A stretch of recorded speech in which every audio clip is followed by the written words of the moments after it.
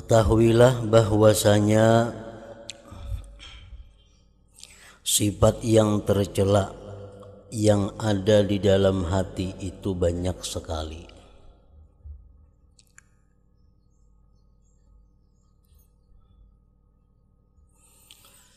Dan menyucikan hati, membersihkan hati daripada kekotoran itu berhajat kepada usaha yang berterusan. Artinya terus menerus.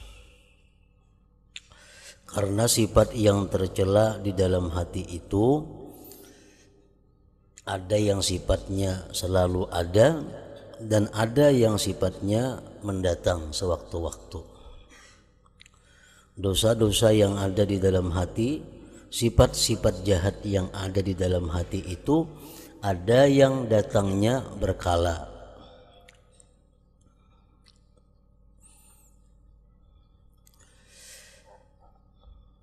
Manakala cara mengobatinya pula sangat susah.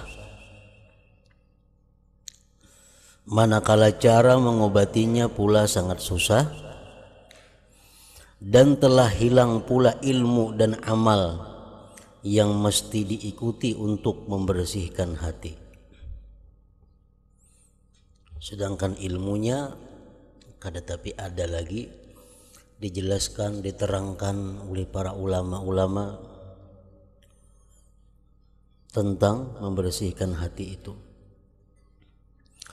Karena orang telah melupakannya dan mereka terlalu sibuk dengan menghimpunkan perhiasan dunia.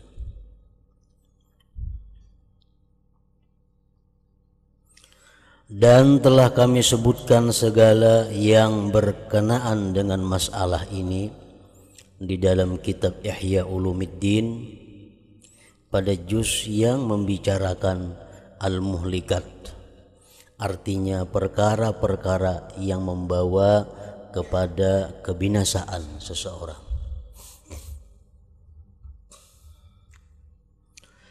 Dan pada juz yang membicarakan al-munjiyat, artinya perkara-perkara yang perlu diikuti untuk mendapatkan keselamatan. Jadi kitab Ihya terdiri daripada 4 juz.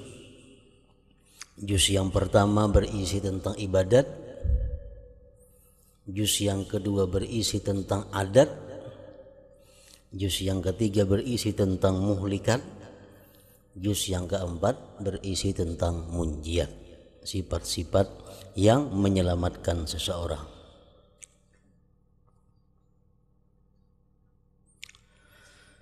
Walaupun demikian, di sini kami coba untuk menyebutkan 3 perkara daripada sifat hati yang sangat jahat.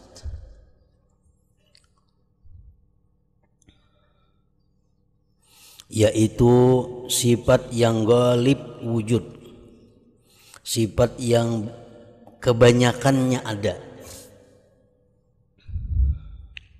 di kalangan ulama, apalagi artinya di kalangan yang bukan ulama.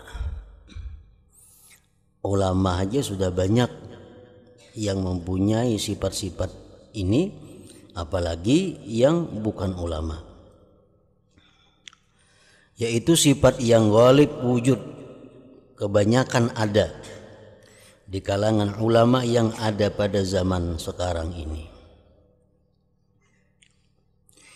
Supaya dapat engkau jauhi daripadanya.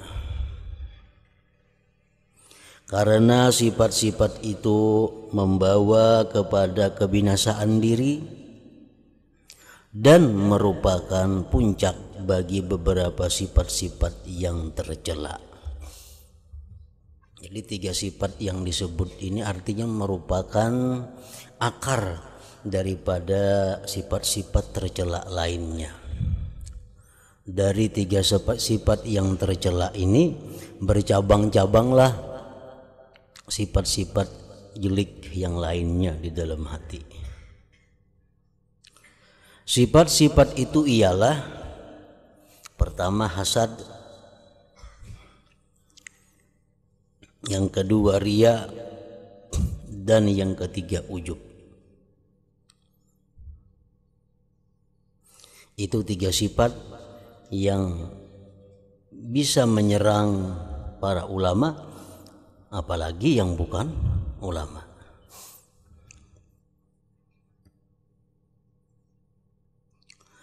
Maka bersungguh-sungguhlah engkau dalam membersihkan hatimu daripadanya yang 3 tadi, dan membersihkannya itu terus menerus sampai mati, karena sifat itu kadang akan bisa lepas daripada hati manusia. Kalaupun dia lepas hanya sejenak, tapi satu saat bisa datang kembali. Sifat riya, sifat hasad, sifat ujub.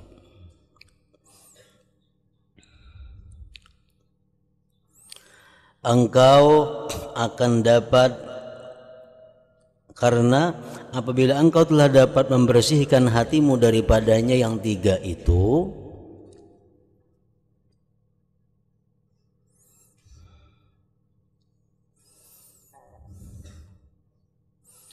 engkau akan dapat menjauhkan diri daripada sifat-sifat keji yang lain.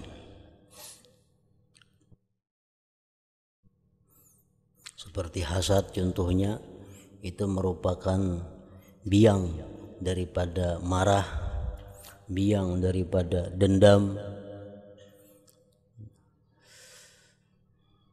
Ujub merupakan sumber daripada takabur dan lain sebagainya. Jadi bila 3 itu kita mampu mengendalikan, maka banyak sifat-sifat tercela lain yang juga ikut hilang.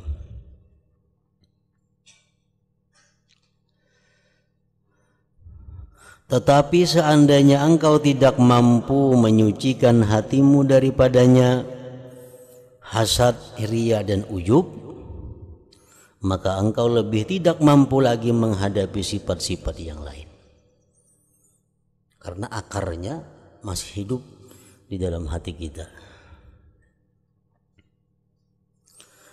Dan janganlah engkau beranggapan bahwa apabila engkau sudah mempunyai niat yang baik dalam mengaji ilmu atau beribadah, berarti engkau telah selamat daripada segala sesuatu yang berbahaya. Jangan menyangka bahwa dengan modal ikhlas sudah selamat, belum tentu. Karena macam riya itu bisa datangnya pertengahan amal, dan riya bisa datang sesudah kita beramal. Demikian juga ujub itu biasa timbul sesudah kita melakukan ibadah. Jadi apabila sudah merasa ikhlas, jangan merasa selamat daripada sifat-sifat tercela lainnya.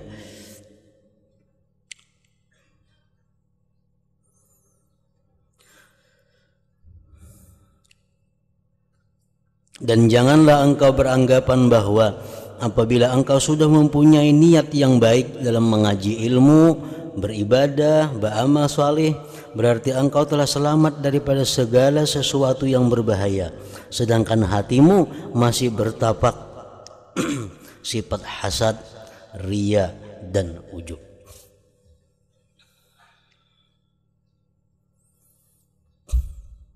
Karena amal kebaikan yang dulunya baik, yang dulunya bagus, itu belum tentu bisa mempertahankan kebagusannya itu amal tahun berikutnya.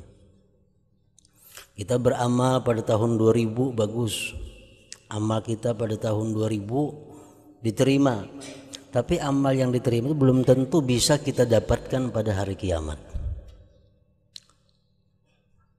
kecuali amal itu utuh sampai kita akhir hayat, sampai kita mati.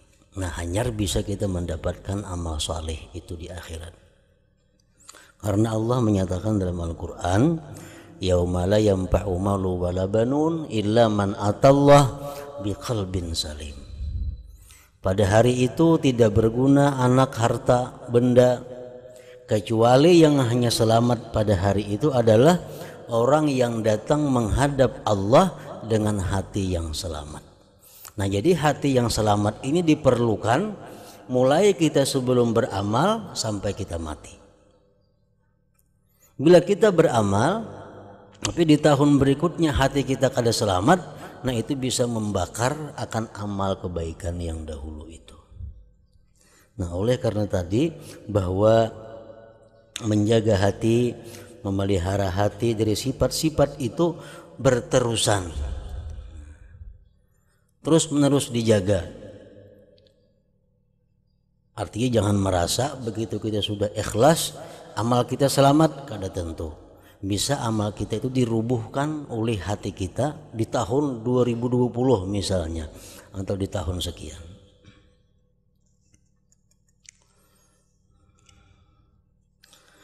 Dalam hal ini Rasulullah sallallahu alaihi wasallam bersabda, "Salasun muhlikat, syuhun muta' wa hawan muttaba' wa i'jabul mar'i bi nafsihi." Artinya ujar Nabi kita, ada 3 sifat yang dapat membinasakan seseorang.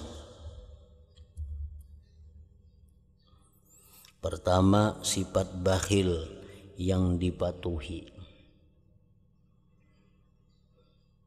Sifat bakhil itu sangat membahayakan seseorang. Karena orang yang bakhil itu, ujar Abu Hanifah, aku kadang mengatakan dia itu adil. La u'addilu bakhila. Aku tidak menganggap adil kepada orang yang bakhil itu. Karena orang bakhil ini orang yang sangat cinta kepada hartanya. Orang yang sangat sayang kepada hartanya. Nah karena sifat bakhil, karena inya sayang dengan hartanya itu, inya mungkin hanya minta-minta kepada orang. Karena kada hendak maunai harta nang ada. Hartanya ada cuma sayang inya. Bisa duit pas 1 juta, sayang bener lawan 1 juta, nanti inya duit kulir bana maunai. Sudah bakabat bagelang gatah 1 juta. Nah, jadi hendak ke warung, kita biarkan orang minum. Padahal itu kada boleh. Tentu hukumnya adalah haram. Kalau kita mampu minta-minta kada boleh. Orang yang bakhil ini mungkin saja inya mengakat ampun orang. Orang yang bakhil mungkin menipu orang. Nah jadi sifat bakhil ini sangat banyak menimbulkan kejahatan-kejahatan yang lainnya. Yang mencelakakan manusia itu pertama sifat bakhil yang dipatuhi, yang kedua hawa nafsu yang diikuti, hawa muttaba, keinginan nafsu yang dipatuhi. Hendak memakai ini pakai, hendak makan ini cari makanan itu, hendak beisian ini usahakan supaya beisian ini. Nah apa nang kehendak nafsu selalu diturutinya. Nah kada memandang lagi inya apakah kehendak nafsu ini bersesuaian dengan hukum Allah atau kada bersesuaian dengan hukum Allah. Nang penting nafsunya itu diturutinya. Nah ini mencelakakan manusia. Hawa nafsu yang diikuti.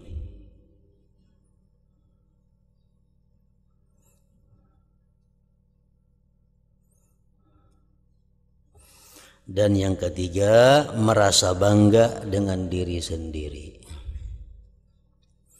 Merasa bangga dengan diri sendiri. Baik merasa bangga dengan bentuk keadaan tubuhnya, baik merasa bangga dengan kekayaan yang dia miliki, baik merasa bangga dengan ilmu yang dia miliki, baik merasa bangga dengan kecerdikan kepandaian yang ia miliki, baik merasa bangga dengan kedudukan jabatan yang dia duduki. Nah, merasa bangga itu ngarannya adalah ujub.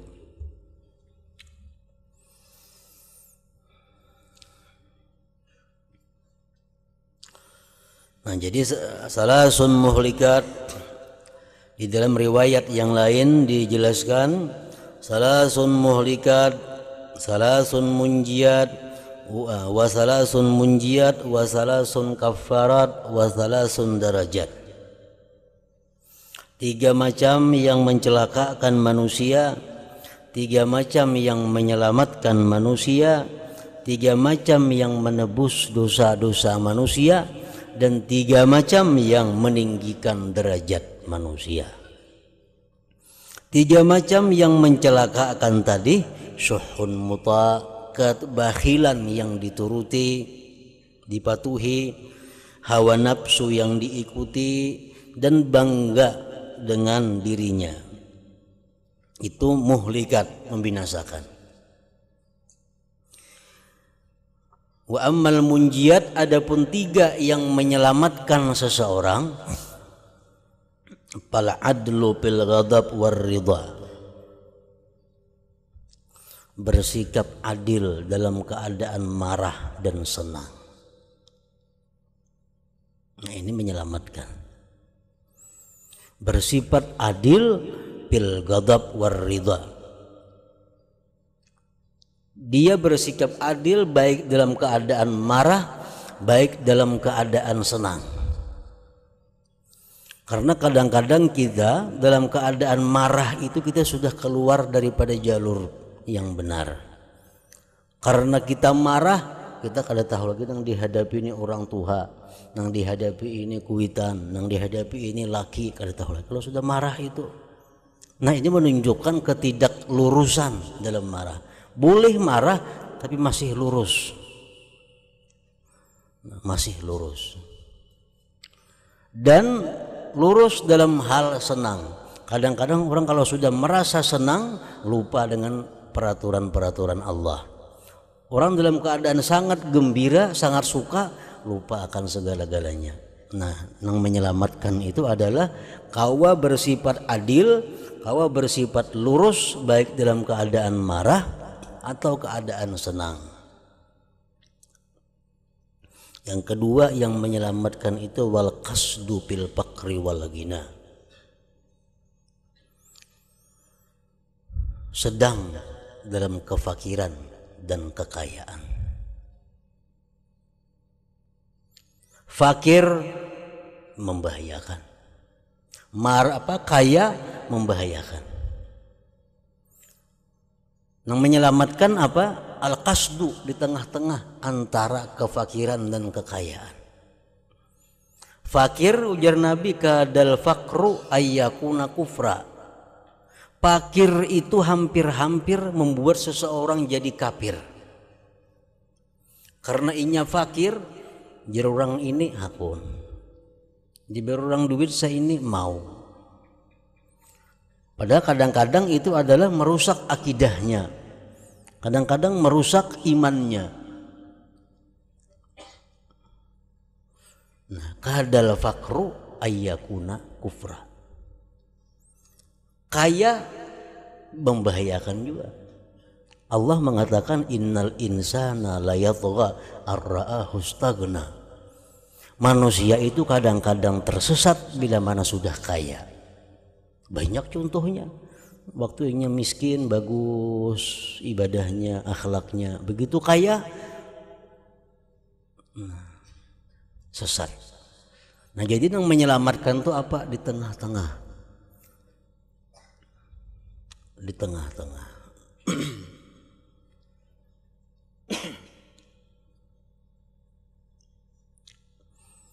Yang ketiga yang menyelamatkan wa khasyatullah fi sirri wal alaniyah.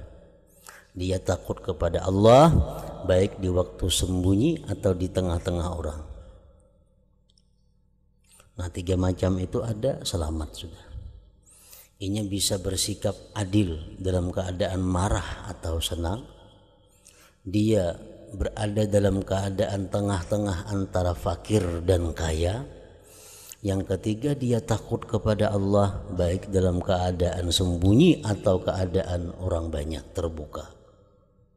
Itu 3 macam yang munjiat, yang menyelamatkan. Nah, kemudian wasalasun kafarat, kita di 3 yang menebus dosa.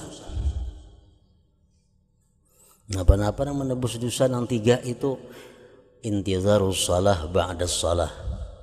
Pertama itu menunggu sembahyang sesudah sembahyang. Imbas sembahyang maghrib duduk beribadah menunggu sembahyang isya. Nah ini menebus dosa-dosa, menebus dosa-dosa kita. Intizarus salah ba'das salah, menunggu sembahyang sesudah sembahyang.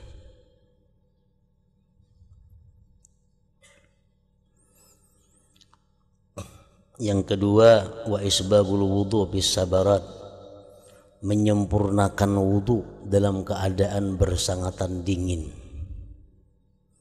Biasa kalau bersangatan dingin itu orang-orang berwudu beancap-ancap belakas-lakas karena kedinginan. Nah adanya kada, baik di musim sangat dingin atau musim panas wudunya biasa.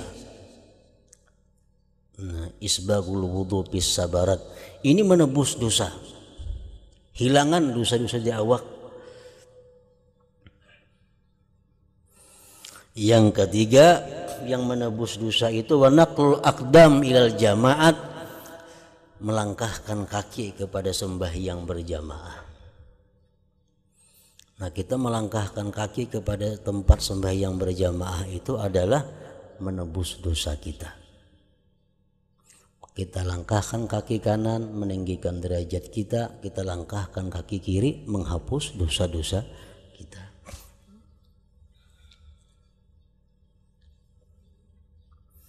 Nah kemudian ujar Rasulullah lagi tadi, wasalasun derajat, 3 macam yang menaikkan derajat seseorang.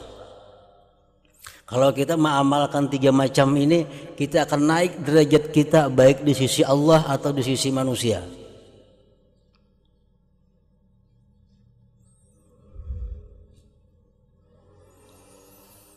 Yang pertama, it'amut ta'am, memberikan makanan kepada orang.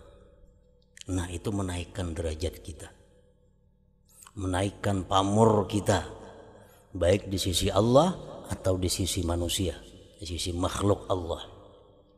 Kita memberi makanan, memberi makan orang, nah itu menaikkan derajat. Yang kedua, wa ibsa'us salam, menebarkan salam. Dalam arti ringkas, menebarkan salam ini adalah mengucapkan assalamualaikum. Dalam arti luas, ibsa'us salam itu artinya menebarkan keselamatan kepada orang. Kada mengganggu orang mulutnya, kada mengganggu orang tangannya, kada mengganggu orang kakinya, kada mengganggu orang tingkah lakunya. Nah itu meninggikan derajat kita, pamor kita. Yang ketiga, wassalatu billail wan nasu niyam. Yang ketiga, sembahyang malam di waktu orang guringan. Nah 3 macam itu yang meninggikan derajat. Salasun muhlikat, wasalasun munjiat, wasalasun kafarat, wasalasun derajat.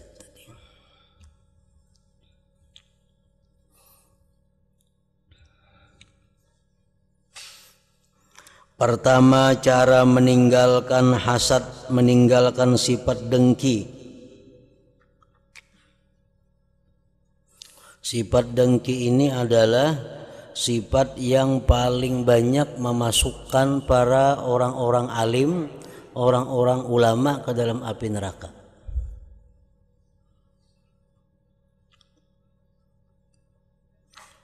Kalau orang-orang yang jadi pejabat itu yang banyak memasukkan mereka ke neraka adalah ketidakjujuran, ketidakadilan, atau kezaliman. Ini yang banyak menyebabkan pejabat-pejabat itu masuk api neraka. Mereka kada jujur, kada adil. Yang banyak menyebabkan ulama-ulama itu masuk ke dalam api neraka, sifat hasad ini, sifat dengki. Yang banyak memasukkan perempuan-perempuan ke dalam neraka, perhiasan. dan pakaian mereka.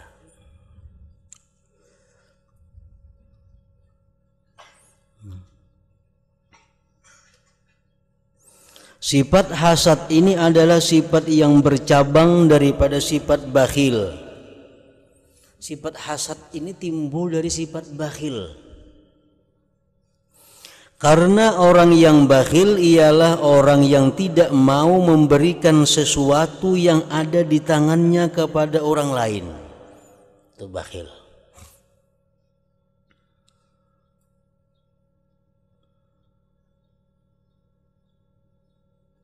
Lawanan bakhil napa?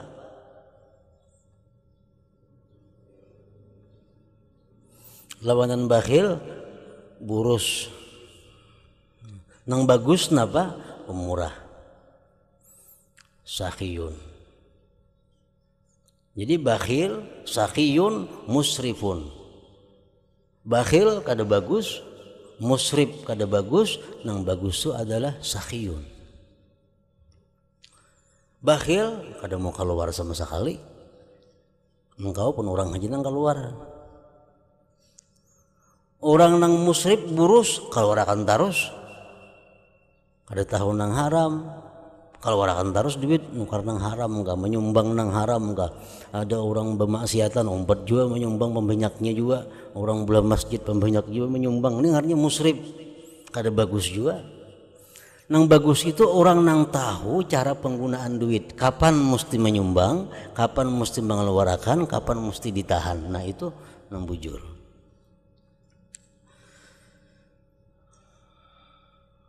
Dan syahih itu bersangatan bakhil. Ialah orang yang tidak mau melihat karunia Allah atau perbendaharaan Allah yang sebenarnya, bukan perbendaharaannya tercurah kepada siapa saja daripada hamba Allah.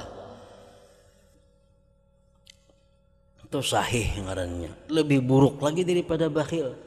Bakhil ini orang yang hanya memalarakan hartanya. Kalau sahih itu memalarakan hartanya dan harta orang. Inya sudah kada hakun bebebari. Orang bebebari sarik juga. Nah ini sahih. Sudah inya kada menyumbang, orang menyumbang sarik. Sahih.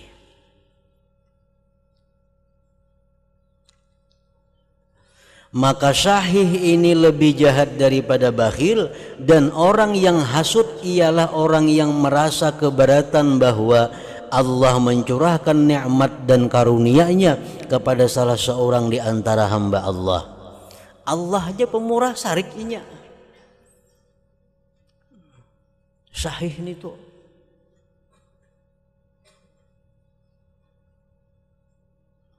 Baik nikmat itu berupa ilmu, yang berupa ilmu, harta, kecintaan manusia, atau apa saja habawan yang pemberian yang diberikan Allah kepada hamba-hambanya.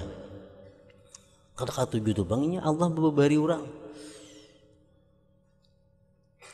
Sehingga orang yang hasud ini bercita-cita kalau boleh nikmat Allah itu hilang daripada orang lain, walaupun ia tidak mendapat apa-apa keuntungan daripada hilangnya nikmat tersebut.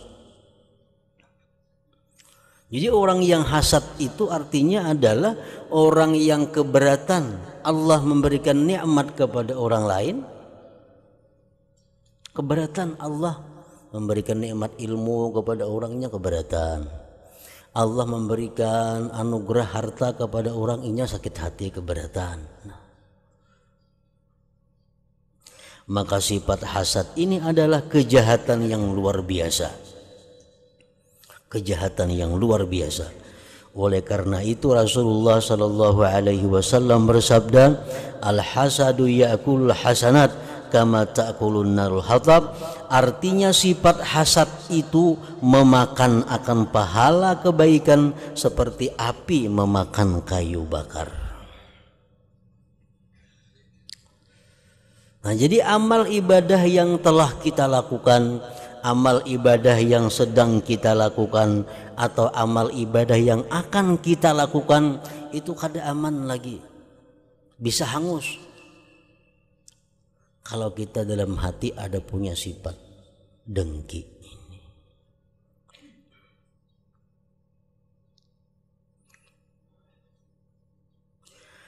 Dan orang yang hasad ini sebenarnya senantiasa jauh daripada kasih sayang. Nyatainya ada penyayangan. Dan senantiasa berada dalam siksaan di dunia ini dan di akhirat nanti. Sakit hati melulu. Di dunia ini ia tersiksa dengan tekanan perasaan. Kawan dapat nikmat, sakit hati. Datang pulang nikmat kepada kawan, bertambah pulang sakit hati. Karena bila-bila waktu Allah selalu mencurahkan karunia-Nya kepada orang ramai, bahkan kepada kawan-kawan orang yang hasad itu yang ia mengenali mereka. Allah senantiasa mencurahkan nikmat ilmu, harta dan kedudukan. Maka senantiasa pula orang yang hasad itu dalam penyiksaan bila ia melihat kemurahan Allah terhadap orang lain. Maka begitulah keadaannya sampai ke akhir hayatnya.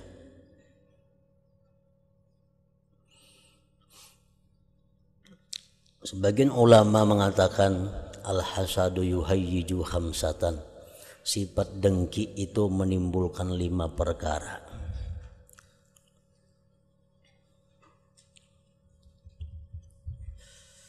Yang pertama, fasadut ta'ah, rusaknya taat. Rusak taat kita tadi terbakar seperti api membakar kayu yang kering.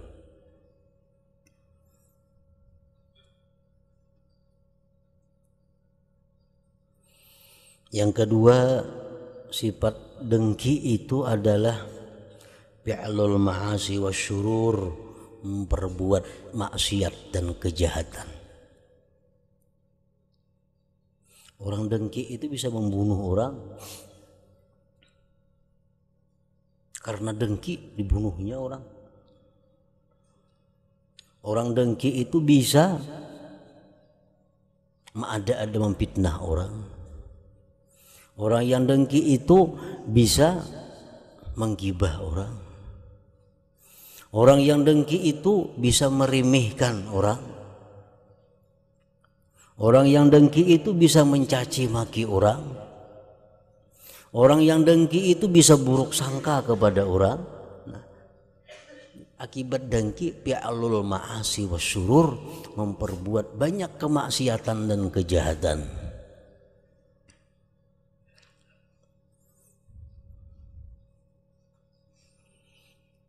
Yang ketiga, at-ta'ab wal ham min ghairi faidah. Susah payah kada ada gunanya. Susah lapah kada ada gunanya. Melihat orang dapat nikmat, susah apa gunanya? Pun seorang kada bakurang. Ampun seorang kada yang diberikan Tuhan.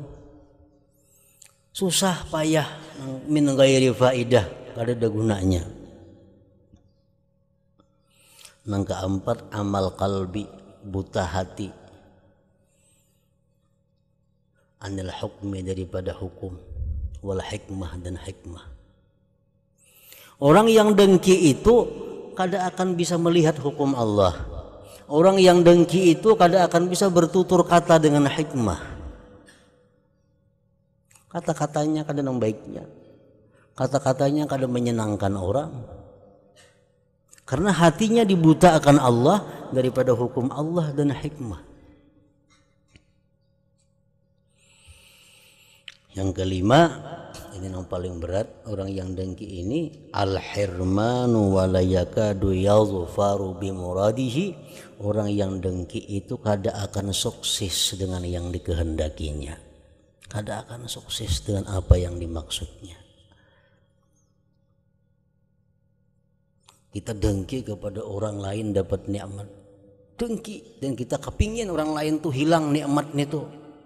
Nah, Allah makin mempertahankan nikmat itu kepada orang tersebut. Makin ditambah Tuhan lagi nikmatnya, makin sakit hati lagi. Al-hirmanu wala yakadu yaghfaru bi muradihi. Sok gagal, hirmanu gagal dan kada akan sukses dengan yang dimaksudnya. Umpamanya kita dengki lawan kawan nang payu berdagang. Kita bebarung, kawan kita bebarung. Kita dengki lawan inya. Makin payu kawan itu bebarungnya. Makin dituyuk Tuhan kasih itu anugerahnya. Makin ditambah Tuhan nikmat kepada inya. Supaya apa? Supaya yang dengki ini tambah sakit hati, tambah susah payah, kada berguna. Nah, jadi al-hasadu yuhayyiju khamsatan. Dengki tadi menimbulkan 5 perkara, termasuk yang terakhir tadi.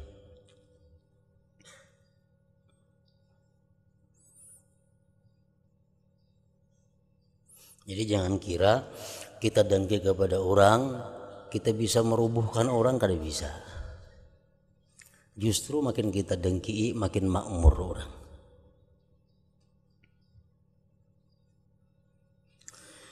Manakala di akhirat pula lebih dahsyat lagi, karena seseorang hamba tidak akan mencapai hakikat iman selama ia belum lagi mencintai bagi seluruh kaum muslimin apa-apa yang ia cintai bagi dirinya sendiri. Bahkan sepatutnya hendaklah ia bersama dengan perasaan seluruh kaum muslimin, baik dalam kesenangan ataupun dalam kesusahan. Karena orang Islam itu ibarat sebuah bangunan di mana satu bahagian mengukuhkan bahagian yang lain. Dan seperti sebatang tubuh, apabila mana-mana anggota merasa sakit, maka penderitaan itu akan dirasakan oleh seluruh anggota badan yang lain. Jadi orang yang hasad itu orang yang jauh daripada punya iman sempurna. Ujar Nabi, kada akan sampai seseorang hakikat beriman kecuali dia senang kepada orang lain sebagaimana ia senang terhadap dirinya. Dia benci kepada orang lain sebagaimana ia benci kepada dirinya. Kita kepinginlah diri kita sihat, kepingin. Nah, kita kepingin juga mestinya kaum muslimin itu sihat. Kita kepinginlah bahagia, kepingin. Mestinya kita kepingin ya orang muslimin itu bahagia. Kita kepinginlah untung, kepingin untung. Mestinya kita kepingin juga seluruh orang muslimin itu untung, jangan rugi. Namun kita merugikan orang itu belum punya iman yang sempurna, yang baik.